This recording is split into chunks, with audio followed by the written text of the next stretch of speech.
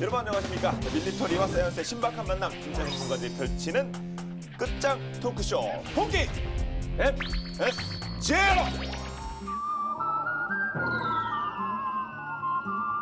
저희는 황금연휴를 맞아 저희 본 게임도 매우 스페셜한 주제를 준비했습니다. 어떤 내용일지 주제 먼저 공개해 주세요. 네, 전장에서 갑은 역시 기갑이고 또 기갑에서 싸움의 짱은 또 전차 아니겠습니까? 우리는 6.25 전쟁 때 전차와 관련해서 정말 아픈 추억이 있죠. 북한에는 무려 242대가 있었죠. 우리는 단 한 대도 없어서 그야말로 우리가 밀 수밖에 없었던 이제 그런 아픈 경험이 있는데, 그때 북한이 내세운 게 그 유명한 T-34 전차죠. 근데 이 T-34 전차가 2차 대전 때 구소련에서 등장을 했는데, 당시 사실은 독일이 전차가 굉장히 강했습니다. 우리 흔히 얘기하는 타이거 전차라든지 이런 명전차들이 있었는데, T-34가 등장하면서 이런 독일의 명전차들도 상당히 많이 파괴를 당하고 그랬는데, 그때 우리가 T-34를 파괴할 수 있는 무기가 사실은 없었어요. 기껏 있다고 해야 이제 장갑차, 전차 없이 장갑차 M8 그레이하운드라고 그러는 이런 장갑차가 27대를 비롯해서 한 37대 정도밖에 없었고요.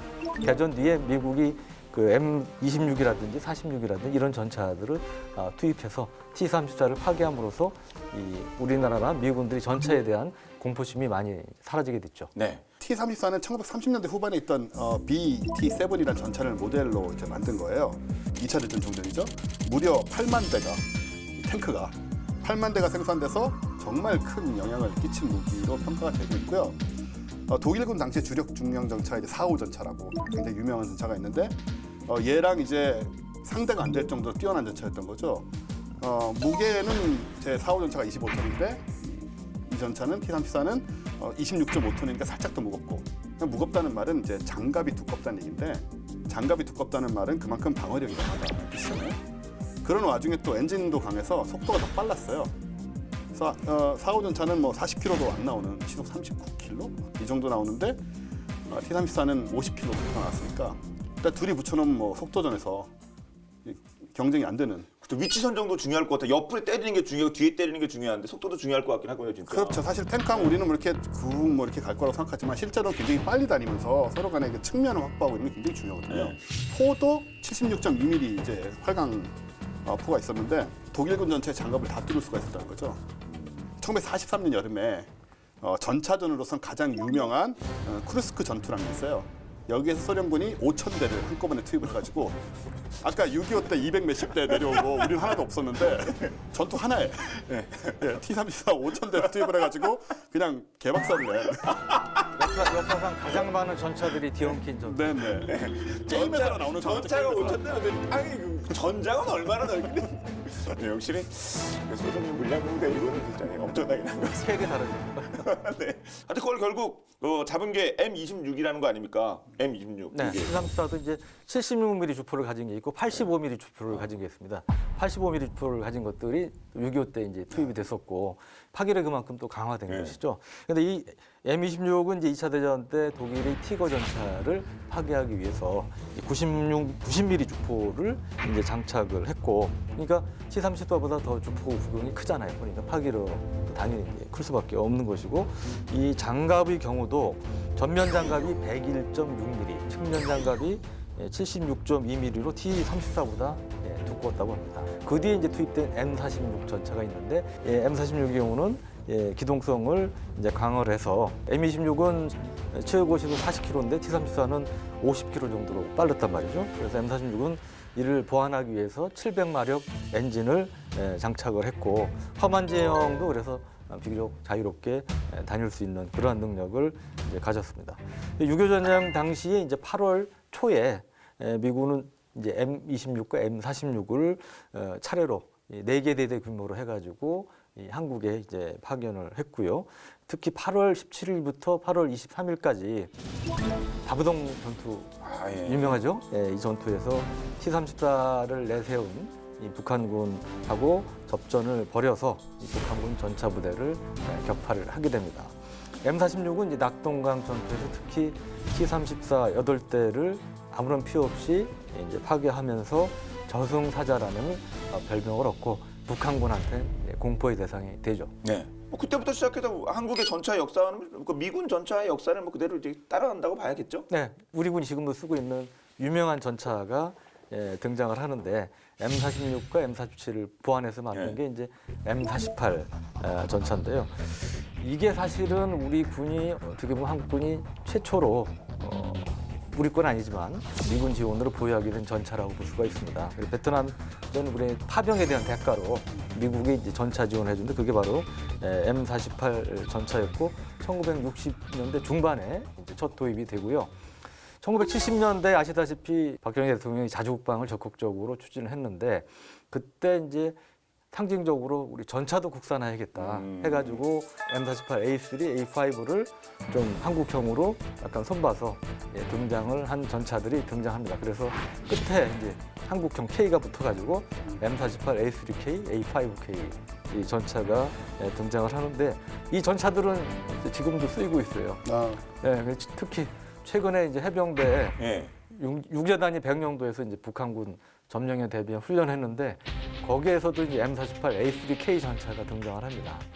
물론 이제 이 전차는 백령도에서 뭐 전차전이 벌어질 가능성이 별로 없잖아요. 그러니까 약간 해안포 비슷하게 이제 그 전차포, 전차포 움직이는데. 전차포의 비중을 둬서 이제 쓰는 거지만 그래도 워낙 오래된 전차이기 때문에 이제는 저거 좀 바꿔줘야 되는 거 아니야? 이런 지적들도 나왔죠. 저 어릴 때 프라모델 같은 거 사면 그러니까 그때 이미지는 항상 탱크는 M48 그리고 저 비행기는 저 F4 팬텀 뭐 이런 식으로 항상 그랬던 기억인데 참 옛날 얘기네요 벌써. 제가 군생활하면서 탱크를 봤나 막 그렇거든요. 저는 군생활은 제가 아니 그저 장교 출신인데 못 타보셨어요? 저는 그 국민학교 때 그 아람단 청소년 연맹 국민학교 연배 나오시네요. 아이고 딱 빼도 그 여자니까 그때 이렇게 무슨 병영 체험 훈련 가서 그때 막 땅굴 가고 막 뭐 저희 가서 이렇게 뭐 가서 전망대 가서 막 북한군 보고 막 그때나 이렇게 체험으로 봤지 저는 실제로. 현역 장교인데 저는 누리단 출신이거든요. 중학교. 그러면 병영 체험 때 안 타보셨어요? 네, 제가 타봤죠 그걸. 어떻게 된 거냐면 누리단 이제 중학교 때 가서 체험을 했는데 그때 느낀 게 뭐냐면 자동차는 이렇게 회전할 때 이렇게 돌잖아요. 탱크는 가다가 딱 멈춰요. 왜냐면 이 캐터필러 두 개가 있는데 얘가 멈추고 얘가 돌거든요. 딱 멈추고 휙 한 다음에 간다고요. 그래야 방역이 네, 그렇죠. 그렇게 해야 바람들이 될 수 있잖아요. 압박 기능이 있는 게 아니니까. 그때마다 몸이 쏠려가지고 굉장히 무서웠던 기억이 나는데 한편 굉장히 재밌었고. 이 대목에서는 제가 또 조금 큰 소리 쳐도 되겠네. 저는 좀 타봤으니까. 안에 들어가셔서 안에 들어가셨던 거군요. 안에 들어가셨어요? 네, 안에도 들어가 봤어요. 우리 군의 K1 전차하고 주한미군의 M1A1 전차가 있어요. 에이브람스 두 개를 다 타봤는데 탱크가 이제 보통 빨리가 한 시속 60km 정도 됩니다. 근데 느낌은 밖에 이렇게 얼굴 내밀고 있으면 자동차로 따지면 시속 100km 이상의 속도를 달립니다. 그 체감 속도가 승차감이 안 좋으니까 그렇죠 당연히. 체감 속도가 정말 승차감이 안 좋으니까 100km. 사실 오늘 저희가 이제 남북한 전차의 어떤 뭐 화력이라든가 이런 것들 비교해봐야 되지 않겠습니까? 네. 그럼 이제 최신 전차도 이렇게 살펴봐야 될 텐데 우리나라 대한민국 육군의 최신 전차 어떤 겁니까? 네, 뭐니 해도 흑표죠. 흑표. 예. 흑표. 보이시죠? 이게 제가 흑표 전차 모형을 가져왔습니다. 이게 이제 120mm 주포입니다.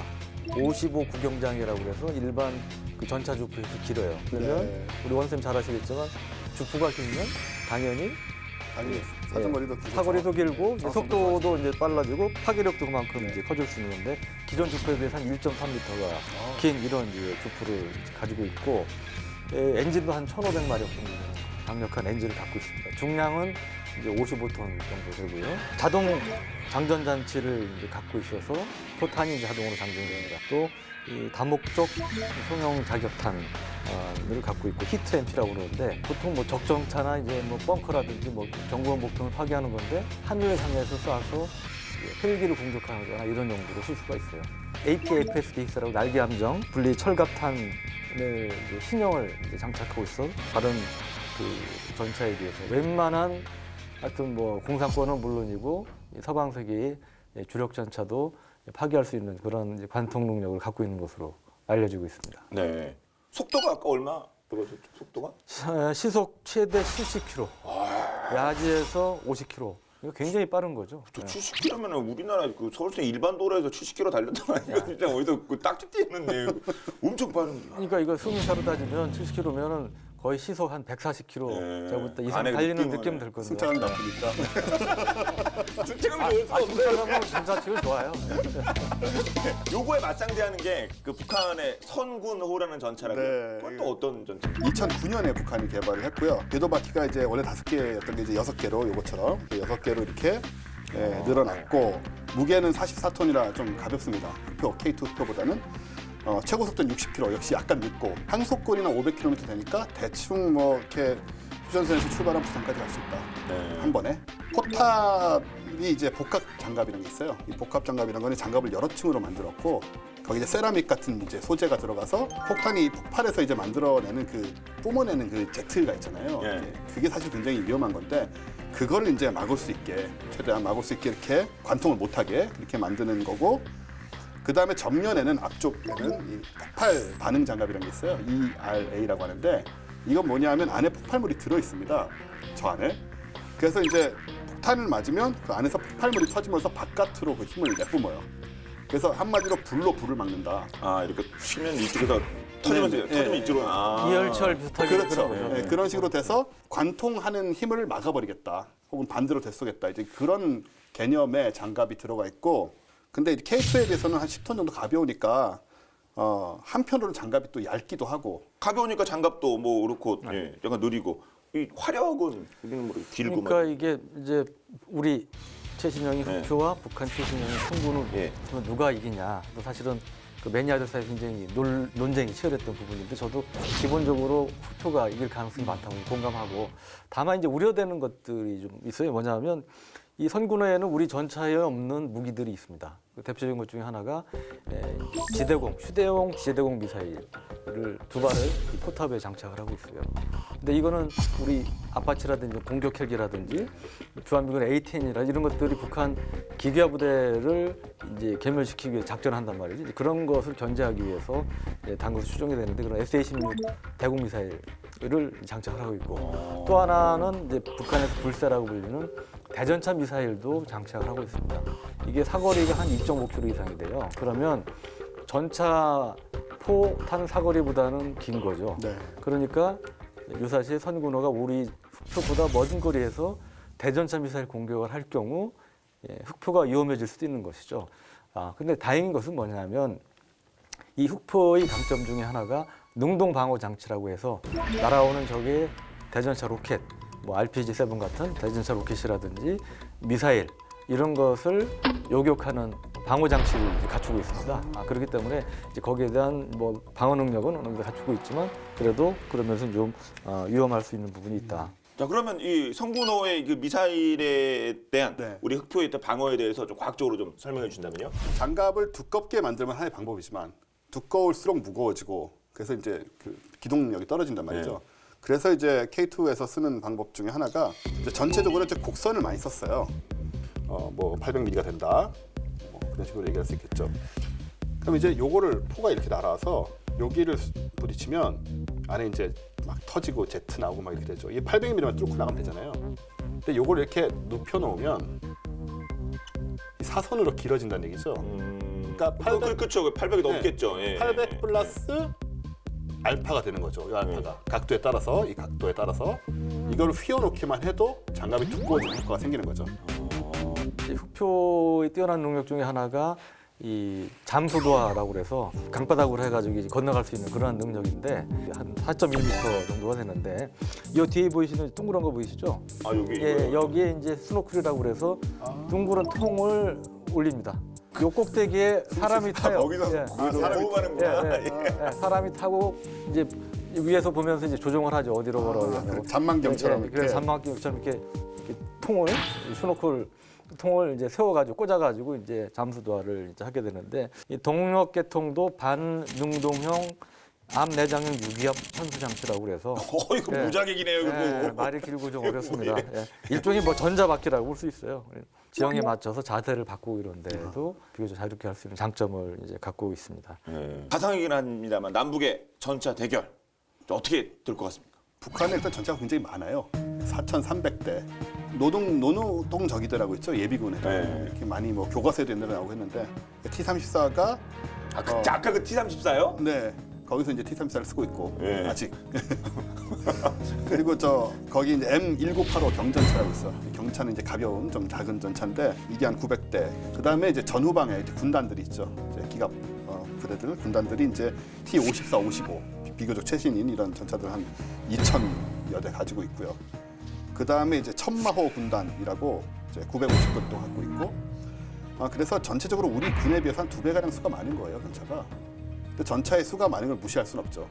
그리고 이제 이 선군호도 지금 한 150대 정도가 배치가 돼 있고요. 또 우리나라 군에서는 이제 그 M계열 전차들이 한 800대 있고, 그 다음에 K1 아까 계속 얘기 나온 K1 전차가 한 1000대, 그리고 K1A1 그 개량형이 한 480대, 그리고 이제 K2는 실전 배치된 게 이제 한 100대 정도.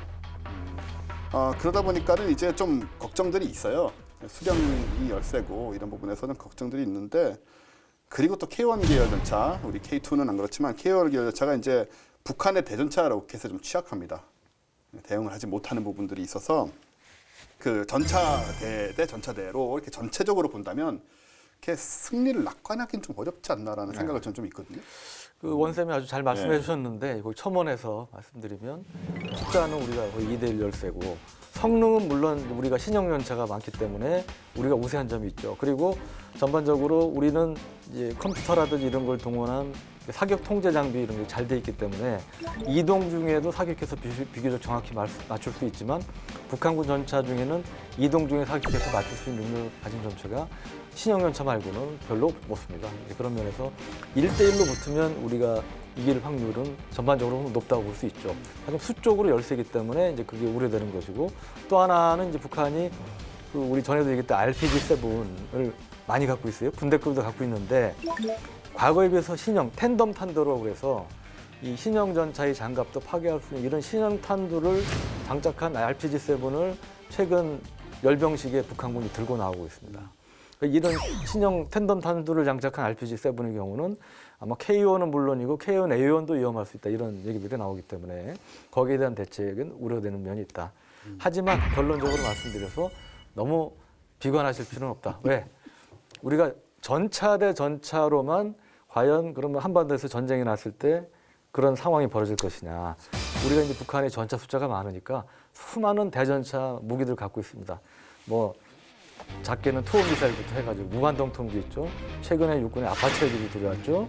또 공군의 각종 공대지 무기들이 있습니다. 이제 그런 점에서 굉장히 많은 우리가 대전차 무기들을 갖고 있기 때문에 그런 점에 있어서 너무 크게 걱정을 안 하셔도 될 것 같다. 네. 제가 감히 좀 말씀드리고 있습니다. 사실상 그 수는 제가 생각해서 그런 게 여기서 저희 가끔 이제 그 임진강으로 놀러 가지 않습니까? 문산 쪽으로. 거기서 탱크가 많아도 그 탱크가 그거 어떻게 가로로 이렇게 정렬이 몇 대가 있어요. 그렇지. 이거 다 뒤에 줄 서 있을 거냐 아마. 그 뒤에 있는 사람도 그 순서 기다리다가 싸움 전쟁하려면 끝났을 것 같아. 제가 보기엔. 어떻게 갑니까? 그러니까 뭐 서부전선이야 좀 그런 데 있다가 주고 저쪽은 산 있잖아요. 중동부전선은 도로 막아놓으면 사실은 꼼짝 못할 그런 데가 많아요. 그쪽으로 우리 이렇게 만들어 놨잖아요. 이렇게 장애물도 있고. 저 자유로 가다 보면 이제 이렇게 무너뜨려가지고 전차 못 오게 하는 그런 것들이 다 있죠. 그러면 성군호는 때려잡고 뭐 북한에 있는 전차는 상대가 안 되는데 그럼 세계적으로 얘는 랭킹이 좀 뭐 매기거나 그런 게 있나요? 몇 년 전에 미국의 한 군사전문 인터넷 사이트에서 세계 전차 랭킹 탑 10을 순위를 이제 매긴 적이 있는데, 근데 그때 1등이 그 독일의 레오파드 전차 굉장히 유명합니다. 근데 레오파드도 계속 업그레이드 되는데 가장 최신형인 이제 레오파드 2 A7 플러스형이라고 있는데 그게 이제 일본 1등이고 2등이 미국의 M1A2 SEP, 그다음에 3등이 영국의 챌린저 2, 그리고 4등이 우리 K2다. 이렇게 순위를 매긴 적이 있어요. 그러면 그 사실 주력은 우리 K1이 되는 거 아닙니까? K1. 그 대수라든가 이런 거 봤을 때 그럼 그 K1 전차도 좀 설명이 필요할 것 같거든요. K1은 이제 숫자상으로도 아까 1000대 이상 이제 갖고 있고 이제 주력이라고 할 수 있는데 주포는 K1은 이제 105mm 포를 장착을 하고 있고 탄약은 한 47발 정도 탑재합니다. 그 엔진은 1200마력 엔진을 장착을 하고 있고 최고 시속이 한 65km 돼요. 그러니까 뭐 느린 건 아니죠. 이 K2와 마찬가지로 이제 복합 장갑을 쓰고 있고 이 K1 전차가 사실은 미국의 M1 전차 많이 닮았어요. 미국 M1 전차를 모델로 해서 미국 기술을 받아서 사실은 이제 만들었기 때문에 그런 건데 그 장점 중에 하나는 아마 사진에서 보셨을 거예요. 이렇게 몸체를 낮춰가지고 이 포신을 낮춰서 높은 산에서 아래를 향해서 쏠 수 있는 이제 그런 능력도 갖추고 있죠. 우리나라처럼 탄이 많은 지역에서는 이제 제 이름처럼 유용하게 쓸 수 있는. 예. 그럼 멘트 신경 보지 마시라니까요. K1이 이제 실전에서 유용한 여러 기능이 있는데요. 그 중에 하나가 헌터 킬러라고 해서 이건 뭐냐면 이제 포수가 사격을 하잖아요. 사격을 하는 동안에 전차장이 새로운 표적을 이제 조준을 해요. 그러면 사격이 끝나면 바로 주포가 움직입니다. 예약이 돼 있는 거죠. 주포의 움직임이. 그래서 쏘고 바로 자동으로 돌아가고 그 다음에 또 자동으로 돌아가고 이래서 많은 다수의 적을 굉장히 빨리 공격할 수 있는 게 이제 헌터 킬러라는 기능이고요. 사실 그 K2도 100대 정도밖에 없고 아까 말씀하신 성군호도 150대 정도라고 하면 그러면 그네 주력은 그럼 북한의 주력은 과거에는 이제 T-62였는데 이제 북한의 독자적으로 이제 이걸 개량해서 생산한 게 천마호라고 있습니다. 근데 이 천마호도 과거에 비해서 아까 말씀드린 이 컴퓨터를 활용한 이제 사격 통제 장비라든지 연령상 장비 이런 걸 갖춘 형들이 이제 등장을 했고 항속거리 한 450km, 최대 속도는 한 50km 정도 되는 걸로 분석이 됩니다. 엔진은 한 750마력 정도이기 때문에 우리 K1이나 K2보다는 약한 걸로 이제 추정이 되고요. 근데 북한이 천마호 개량해서 최신형은 125mm 주포로 바꿨다는 견해도 있고 아직 115mm를 쓰고 있다는 견해도 있고 이 부분은 아직 정확히 확인은 안 되고 있습니다. K1A1이 이제 주포가 120mm에다가 44 구경대 활강포라고 해요. 그래서 화력을 증강을 시켰는데 지금 이제 이것들은 이제 디지털화가 돼가지고 K1E1으로 또 사용이 바뀌기도 해요. C4I라고 해서 코맨드 컨트롤 커뮤니케이션 컴퓨터. 이 전장에서의 뭐 IT 같은 그런 개념인데 피하 식별 장치 이런 걸 다 이제 전자 장비로 교체를 해가지고 2012년에 이제 지상군 페스티벌에 그 K1A1이 K1A2로 또 개량되는 것도 공개가 됐고. 북한도 그러면 비슷하지 않을까요? 북한의 업그레이드 뭐 이렇게는 어떨까요? 북한은 이제 개량형 신형 전차 중에 또 이제 관심의 대상이 되는 게 선군호 앞서서 등장한 폭풍호라고 폭풍호. 있습니다. 예. 이름이 아주 강하죠. 예, 강한데 이거는 이제 T-72 전차를 좀 그 개량해서 만든 것이 아니냐 이런 이제 분석을 나왔는데 이제 레이저로 거리 측정, 레이저 측거기하고 연령상 장비 등을 갖추고 있고 북한군 전차 중에는 가장 현대화된 사격 통제 장비를 갖추고 있어서 명중률이 높아진 것으로 추정이 됩니다. 최고 시속은 한 60km 정도, 항속거리는 한 500km 정도로 추정이 되고 이것도 주포가 115mm냐 125mm냐 논란이 있어요. 저 개인적으로는 125mm일 가능성이 더 높지 않나고 보는데 약간 정확하게 아직 확인된 건 없고요. 이 폭풍호의 실체에 대해서는 좀 더 살펴봐야 될 것 같습니다. 제가 이렇게 찾아보니까 K3 얘기도 나오거든요. K3 실체에 대해서는 뭐 인터넷상에 많은 얘기가 돌아다니지만 제가 이제 그 실체를 명확하게 확인한 적은 없고요. 다만 이제 우리 미래 전차의 트렌드를 반영하지 않을까 싶습니다. 미래 전차라는 것은 우리 원스님께서 좀 자세히 말씀해 주시겠지만 예를 들어 포탑 같은 경우도 무인 포탑. 뭐 지난번에 우리 아르마타 전차 하면서 뭐 얘기하지 않았습니까?